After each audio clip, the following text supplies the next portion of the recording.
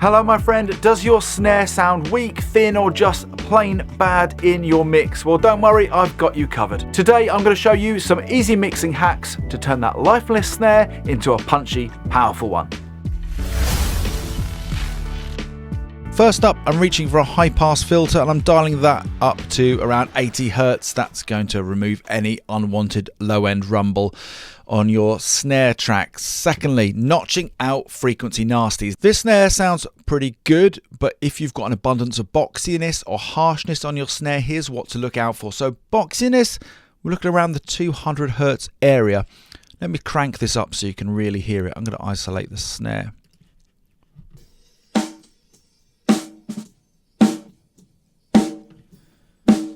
So that thick, boxy sound. And to give you an idea of snare harshness, I'm going to give it a crank around the 500 Hz area.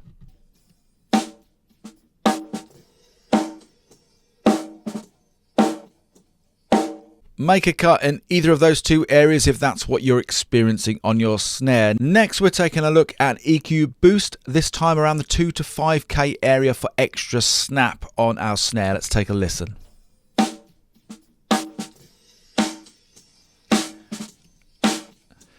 As you can hear, a little goes a long way.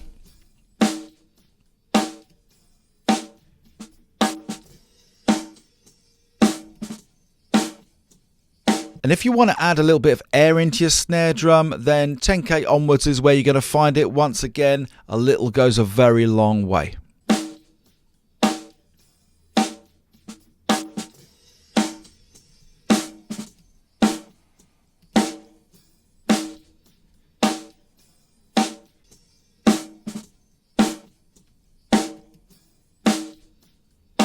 Our snare is already sounding a little bit clearer and a bit more defined, but we're just getting started. So let's move on to the next step. So now we want to bring in a bit more punch, and for punch, compression absolutely is the key. I've set my attack time around 5 to 10 milliseconds. That's a fast attack time that's still going to let the crucial transients of the snare drum too, so we don't lose that all-important crack of the drum. A release time typically around 50 to 100 milliseconds. I mean, that really depends on the tempo, so that's a bit of a guide point for you. I don't have a ratio on this particular compressor, but I would say starting around 4 to 1, higher if you want to get a tighter sound on your snare drum. And then finally, adjust your threshold so it's taming the peaks without killing the dynamics. Take a listen.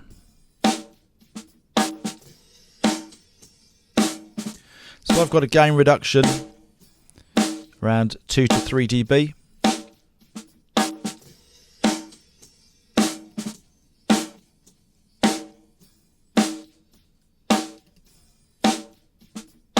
When you're dialing in your compression, listen out for your snare drum sounding more consistent and hitting harder. If your snare drum is still lacking body, that's when parallel compression is going to be your best friend. You're going to set up a separate aux, bring on a compressor and essentially crush it that it sounds really horrible. Now that's super easy with a core compressor from Kit Plugins because it's got a crush button. Of course, you may well not be using this particular compressor, so really you just want to hit it hard and fast attack and a high ratio around 10 to 1, something like that. Then blend it back into your original snare drum to get some of that extra thickness.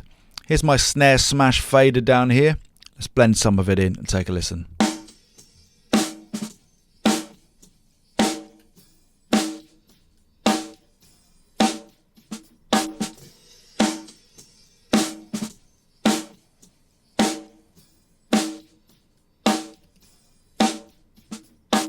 Next up, we're going to add a little bit of depth, and a little bit of reverb can go a really long way on your snare drum. Here is how to bring it in. So I'm using a short plate reverb for a tight, punchy feel. If you have the option to dial in pre-delay, which I don't on this particular reverb plugin, then you can dial it into 20 or to 40 milliseconds. That's going to help not clutter up the attack of the snare. And one other move you can do is cut some of the low end reverb too to avoid bringing in lots of reverb clutter. I can do that on this particular plugin, so I've dialed in this low cut function. Let's take a listen.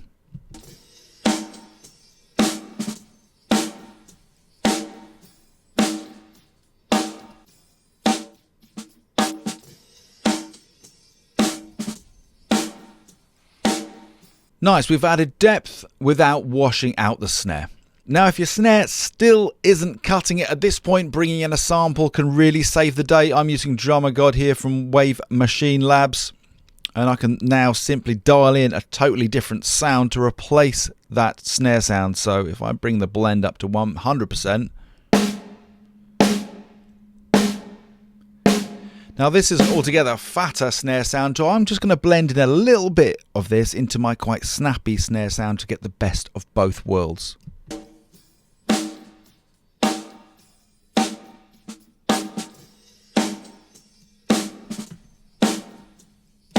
So let's A-B our snare. First off, where we started off with our snare isolated.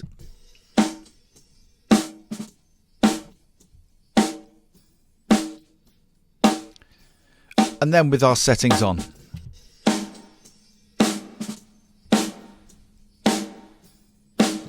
Our whole kit as we started out. And with our snare drum mix hacks applied.